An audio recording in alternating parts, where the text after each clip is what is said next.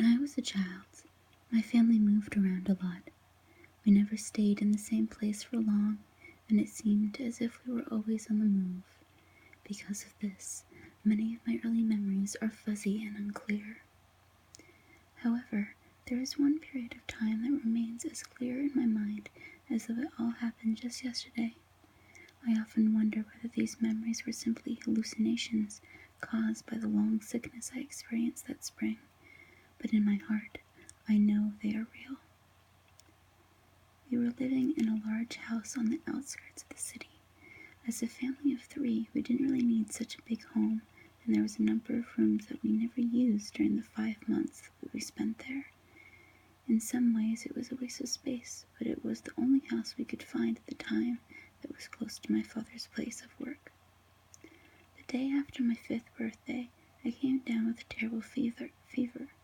The doctor said I had to rest in bed for 3 weeks and concentrate on getting well.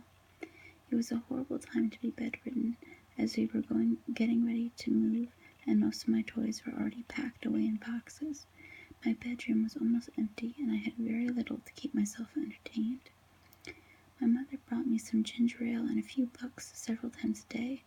Other than that, there was precious little for me to do. I was always bored and grew more miserable by the day. I don't exactly recall how I met Mr. Widemouth. I think it was about a few weeks after I was diagnosed with the fever and confined to bed. My first memory of him is when I asked him if he had a name. He told me to call him Mr. Widemouth because his mouth was large.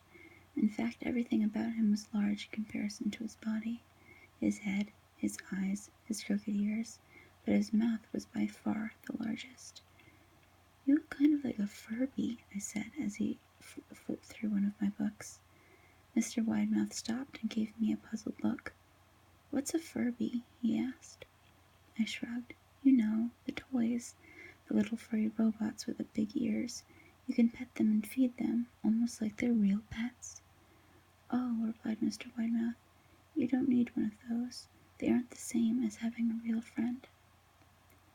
I remember that Mr. Widemouth seemed to disappear every time my mother stopped by to check in on me. "I hide under your bed," he later explained. "I don't want your parents to see me because I'm afraid they won't let us play together anymore." We didn't do much during those first few days. Mr. Widemouth just looked at my books, fascinated by the stories and pictures they contained. The third or fourth morning after I met him, he greeted me with a large smile on his face. "I have a new game we can play," he said. "We have to wait until after your mother comes to check on you, because she can't see us play it. It's a secret game." My mother came in with a few more books and some soda at the usual time. After she left, Mr. Widemouth slipped out from under the bed and tugged me by the hand. "We have to go to the room at the end of the hallway," he said. I objected at first because my parents had forbidden me to leave my bedroom without their permission. Mr. Widemouth persisted until I finally gave in. The room at the end of the hall had no furniture or wallpaper. Its only distinguishing feature was a window opposite the doorway. Mr. Widemouth darted across the room and gave the window a firm push, flinging it open. Then he beckoned to me and told me to look out at the ground below. We were on the 2nd floor of the house, but it was on a hill, and from this angle the drop was more than 2 floors due to the incline. "I like to play pretend up here," Mr. Widemouth explained. "I just pretend that there is a big, soft trampoline below this window, and I jump. If you pretend hard enough, you bounce back up like a feather. I want you to try." I was a 5-year-old with a high fever, so I wasn't thinking very clearly as I looked down and considered the possibilities. "It's a long drop," I said. "That's all a part of the fun," he replied. "It wouldn't be fun if it was only a short drop. If it were that way, you may as well just bounce on a real trampoline." I toyed with the idea, picturing myself falling through thin air only to bounce back to the window on something unseen by human eyes, but the realist in me prevailed. "Maybe some other time," I said. "I don't know if I have enough imagination. I could get hurt." Mr. Widemouth's face contorted into a snarl, but only for a moment. Anger gave way to disappointment. "If you say so," he sighed. He spent the rest of the day under my bed, quiet as a mouse. The following morning, Mr. Widemouth arrived holding a small box. "I want to teach you how to juggle," he said. "Here's some things you can use to practice before I start giving you lessons." I looked in the box. It was full of knives. "My parents will kill me," I shouted, horrified that Mr. Widemouth had brought knives into my room. "My parents would never allow me to touch them. I'll be spanked and grounded for a year." Mr. Widemouth frowned. "It's fun to juggle with these. I want you to try it."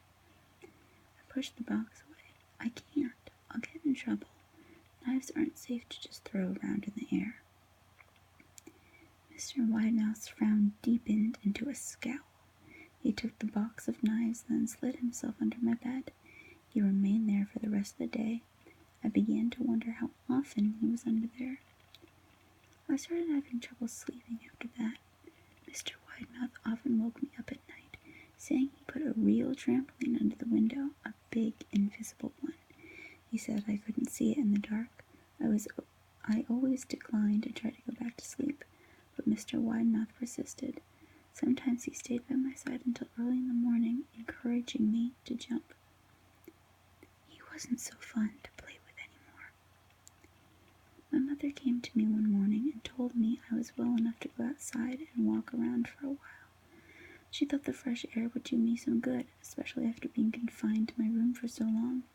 Ecstatic, I put on my sneakers and trotted out to the back porch, yearning to feel the sun on my face. Mr. Widemouth was outside, waiting for me. "I have something I want you to see," he said. I must have given him a weird look because he added, "It's safe, I promise." I followed him and he led me to a trail that ran through the woods behind the house. "This is an important path," he explained.